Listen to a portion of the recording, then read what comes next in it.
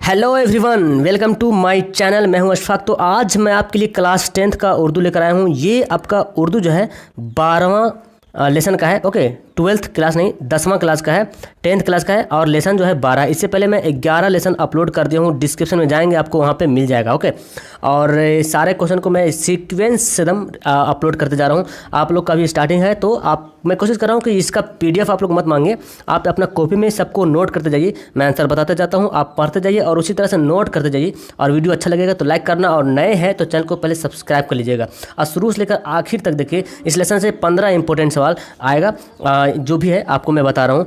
इस लेसन से अगर एग्जाम में कोई भी अगर इस लेसन से आता है सवाल तो इससे बाहर सवाल नहीं आने वाला। तो चलिए बिना देर के स्टार्ट कर लेते हैं। लेसन का नाम है फहमीदा और मंजली बेटी हमीदा की गुफ्तगू, और लिखने वाला कौन है? डिप्टी नज़ीर अहमद। तो राइटर का नाम याद करना बहुत ही इंपॉर्टेंट है। आपकी किताब में जितने सारे राइटर का नाम है उस राइटर से 4 या 5 सवाल एग्जाम में देखने को मिल जाता है। तो बहुत ही इंपॉर्टेंट पार्ट है कि अगर आप राइटर को नाम याद कर लेते हैं। तो पहले सवाल यहाँ पे देखते हैं, डिप्टी नज़ीर अहमद की पैदाइश किस जिला में हुई? अगर आपको उर्दू पढ़ने के लिए नहीं आता है तो सबसे अच्छा तरीका भी मैं बता रहा हूँ, इसको लिखिए, देख देख करके लिखिए, और जो मैं बता रहा हूँ उसको रिवाइज कीजिए और बार बार इसको लिखने की प्रैक्टिस कीजिए। आपको उर्दू पढ़ने लिखने सब आ जाएगा।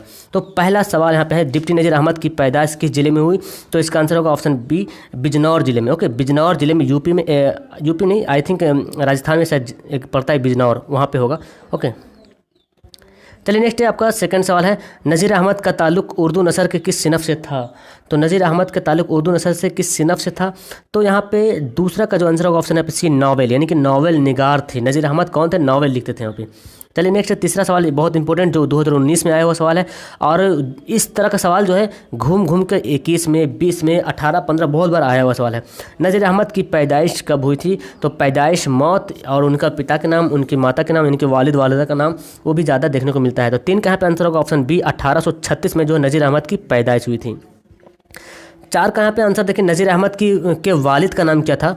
तो वालिद का नाम आपको बताना है। तो 4 का यहाँ पे सही आंसर होगा शहादत अली। ऑप्शन यहाँ पे ए सही होगा, शहादत अली। देखिए यहाँ पे शहादत लिखा हुआ है, करामत लिखा हुआ है, लियाकत लिखा हुआ है, लेकिन यहाँ पे पढ़ेंगे आंसर यहाँ पे है शहादत अली।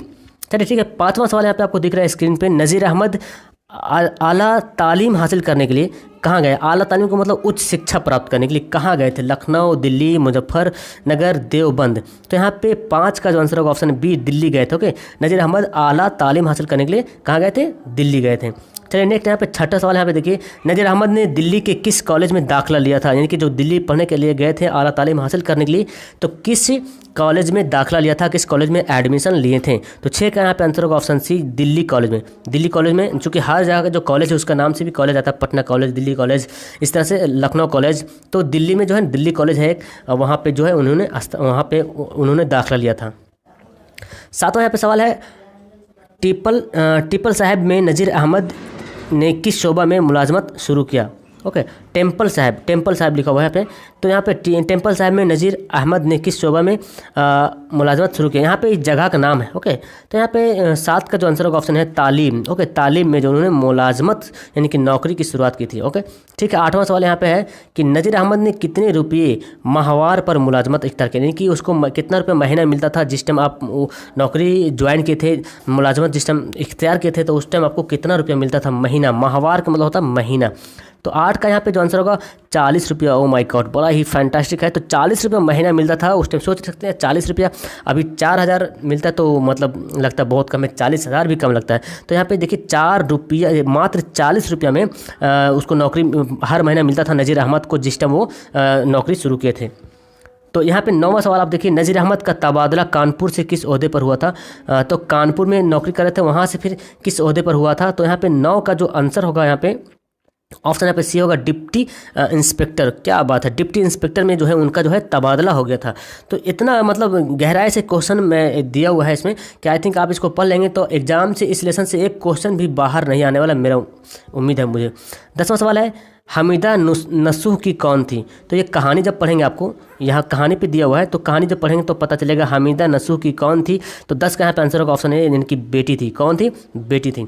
चलिए 11वां सवाल आपको यहाँ पे स्क्रीन पे दिख रहा है। नॉवेल तौबतुन नसूह, देखिए तौबतुन नसूह जो है किसके लिखा हुआ है? नज़ीर अहमद के लिखा हुआ है, ये भी आप जानेंगे। ओके, नॉवेल लिखा हुआ तौबतुन नसूह में मरकजी किरदार कौन है? यानी कि मरकजी किरदार बोलते हैं जो इंपॉर्टेंट जिसका रोल रहता है उसको बोलते हैं मरकजी किरदार। ओके, तो 11 का जो आंसर होगा ऑप्शन यहाँ पे बी नसूह, ऑप्शन यहाँ पे बी जो है करेक्ट है।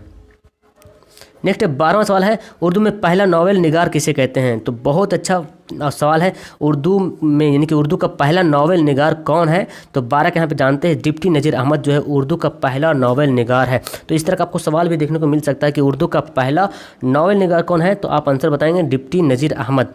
ओके, और इनका एक किताब जो लिखा हुआ मैं अभी तुरंत बताया था, तौबतुन नसूह इनका किताब लिखा हुआ है। नेक्स्ट 13 सवाल है, हमीदा फहमीदा की कौन थी? तो अभी इसके पहले तुरंत था, तो यहाँ पे अब पूछ रहा हमीदा फहमीदा की कौन थी? तो 13 का यहाँ पे आंसर होगा बेटी थी। फहमीदा की बेटी थी कौन? हमीदा। 14 नंबर सवाल आपको दिख रहा है कि डिप्टी नज़ीर अहमद किस नॉवेल के मुसन्निफ थे? यहाँ पे आपको दिख रहा है, तो जो मैं आपको बताया था यहाँ पे वही सेम आ गया। तौबतुन नसूह के जो मुसन्निफ थे, तख्लीक़कार थे, राइटर थे वहाँ पे। और यहाँ पे 15 नंबर सवाल जो दिख रहा है आपको सबसे आखिर सवाल है और लास्ट सवाल है, तौबतुन नसूह किसका नॉवेल है?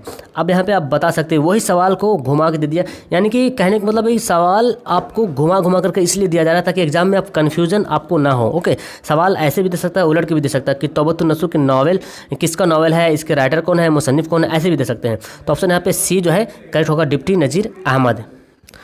तो चाहे तो आप यहाँ पे आंसर जो आपको दिख रहा है इसको भी आप स्क्रीनशॉट ले सकते हैं, लेकिन मैं आपको बोलूँगा कि जितना सारा सवाल है आप अपने कॉपी में लिखिए, तो सबसे बेहतर तरीका है आपको प्रैक्टिस करने का, रिमेंबर करने का और एग्जाम की तैयारी करने का। तो चलिए, मेरे ख्याल से आपको ये वीडियो अच्छा ही लगा होगा। तो अच्छा लगा तो आप इसको लाइक कर लीजिए और सब्सक्राइब कर ही लीजिए, क्योंकि मैं जब भी वीडियो डालूंगा तो आपके पास पहुँच जाएगा तुरंत, और आप चाहें तो आप इसको तुरंत भी खोल करके देख सकते हैं। तो वीडियो को मैं यहीं पर लास्ट करता हूँ। आपका 10th क्लास का सभी जितना लेसन है, मैथ, साइंस, सोशल, सब धीरे धीरे अपलोड किया जा रहा है लेसन वाइज। तो आप उसको चैनल पर बने रहिए और पूरा वीडियो को देखिए, अपने दोस्तों को शेयर कीजिए और थोड़ा सा चैनल को सपोर्ट करने के लिए अपने भी सब्सक्राइब कीजिए और दोस्तों को भी सब्सक्राइब कीजिए। तो मिलता हूं मैं आपको नेक्स्ट वीडियो में। That's all, thank you everyone, खुदा हाफिज़।